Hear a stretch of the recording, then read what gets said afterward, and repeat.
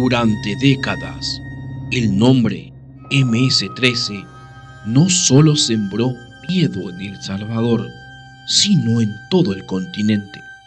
Un símbolo de violencia, poder y oscuridad, una estructura criminal tan despiadada que ni los gobiernos más autoritarios se atrevieron a tocarla de frente, hasta que llegó él, un presidente joven, de mirada firme y sin miedo al caos, Nayib Bukele. Esto no es un documental común. Esta es la historia real de cómo una de las pandillas más peligrosas del mundo fue exterminada, escondida y aniquilada bajo las órdenes de un solo hombre. Prepárate para adentrarte en el corazón de la bestia y en la guerra silenciosa que cambió para siempre a El Salvador.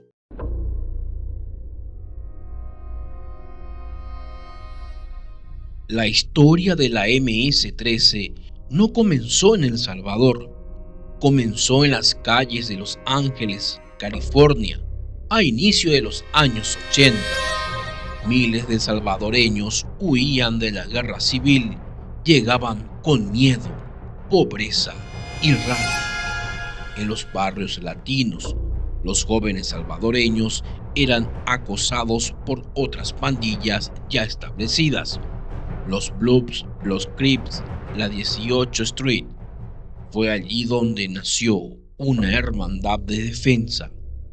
Pero muy pronto, esa defensa se convirtió en ataque y ese ataque en dominio. Así surgió la Mara Salvatrucha 13. Primero fueron tatuajes, luego machetes, después rifles de asalto y finalmente un código criminal que no respondía ninguna ley. Cuando muchos de esos jóvenes fueron deportados a El Salvador, ya no eran víctimas, eran soldados, y encontraron en un país quebrado por la guerra el terreno perfecto para reinar.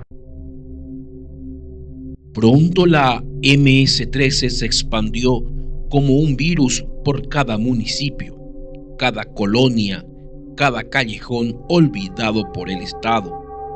Mientras los políticos dormían, las pandillas organizaban estructuras, castigos, asesinatos, canchas de extorsión y, lo más aterrador, creaban un ejército ideológico que reclutaba niños, adolescentes y mujeres como si fueran piezas de ajedrez. Y ahora la pregunta es, ¿alguna vez te has sentido dueño de la vida de otro?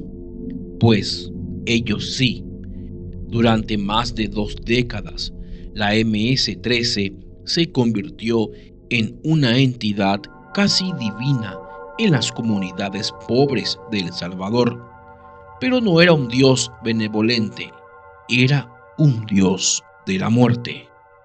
Quien entraba a la pandilla no salía a menos que fuera en pedazos.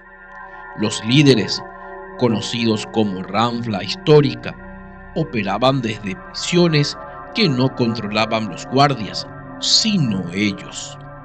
Desde esas celdas, con celulares y papelitos doblados, ordenaban ejecuciones, secuestros, torturas y extorsiones masivas. Controlaban el transporte, las ventas, la vida misma. Una mirada equivocada podía costarte la lengua, un tatuaje malinterpretado, la cabeza. Una relación amorosa con alguien prohibido podía llevar a una familia entera a la fosa común. Y sí, esas fosas eran reales, enterradas en cañales, en ríos, en patios de casas tomadas. La MS-13 dominaba desde la invisibilidad, mientras los políticos jugaban a la democracia. La mala repartía miedo como pan caliente, pero todo imperio, por más fuerte que parezca, tarde o temprano encuentra su fin. Y su fin tenía barba: Nayib Bukele. Este día inicia el nuevo gobierno de El Salvador. Este día inicia la nueva historia que vamos a escribir juntos. El 1 de junio del año 2019, Nayib Bukele asumió la presidencia de El Salvador. Muchos pensaron que sería otro político más, pero ellos, los que dominaban desde las sombras, no vieron venir lo que estaba por pasar. El primer golpe no fue visible, fue silencioso y se llamó Plan Control Territorial. Mientras los medios se distraían con tweets y gorras volteadas, Bukele movía piezas como en una partida de ajedrez. Desarticuló redes financieras, intervino comunicaciones dentro de las cárceles y comenzó a infiltrar cuerpos de inteligencia dentro de las zonas rojas que durante años fueron intocables. Pero lo más impactante vino después. Una masacre entre el 25 y el 27 de marzo del año 2022, El Salvador vivió uno de los fines de semana más sangrientos de su reciente historia. Más de 80 personas asesinadas en apenas 72 horas. Un mensaje, una advertencia, una provocación directa al poder presidencial. Y ahí, en ese punto, Bukele dejó de jugar. La respuesta fue inmediata, letal, histórica. El presidente decretó el régimen de excepción y con él dio inicio a la mayor operación de captura de pandilleros en la historia de América Latina, sin descanso, sin tregua, sin miedo. Más de 75,000 capturas en menos de 2 años. Mientras unos lo llamaban dictador, otros lo llaman salvador. El país entero fue transformando en un tablero de guerra. Los soldados patrullaban barrios antes imposible de pisar. Helicópteros sobrevolaban cada noche y casas que antes servían como bases de pandillas se convirtieron en cuarteles. Pero faltaba algo, un símbolo, una advertencia para los sobrevivientes del crimen. Así nació el CECOT, Centro de Confinamiento del Terrorismo, la cárcel más grande y temida del continente. 32 pabellones, más de 23,000 reos encerrados, sin contacto con el mundo exterior, sin visitas, sin luz solar, solo oscuridad, concreto y disciplina total.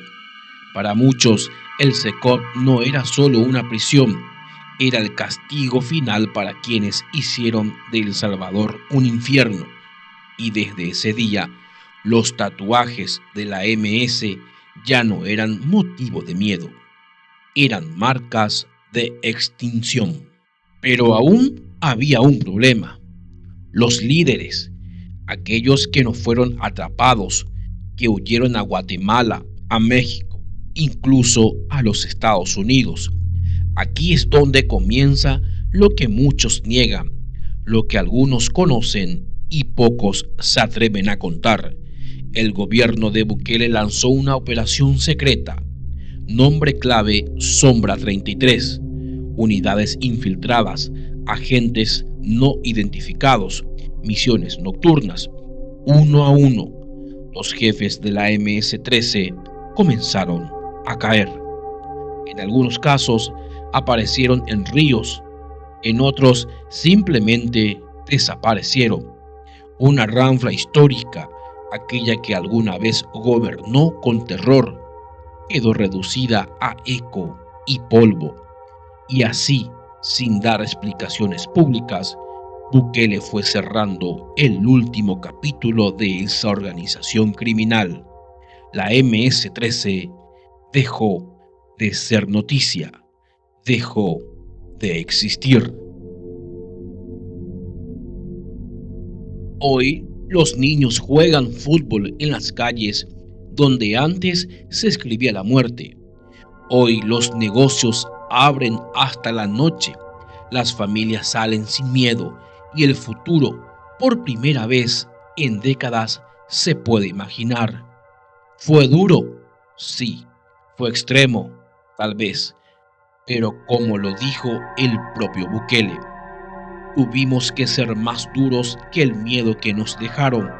La historia de la MS-13 es la historia de un país que tocó fondo y que se levantó con puño de hierro y esperanza de acero. El Salvador ya no es el mismo y nunca volverá a serlo, gracias a un hombre que no temió mirar al monstruo los ojos y decirle: hasta aquí llegaste.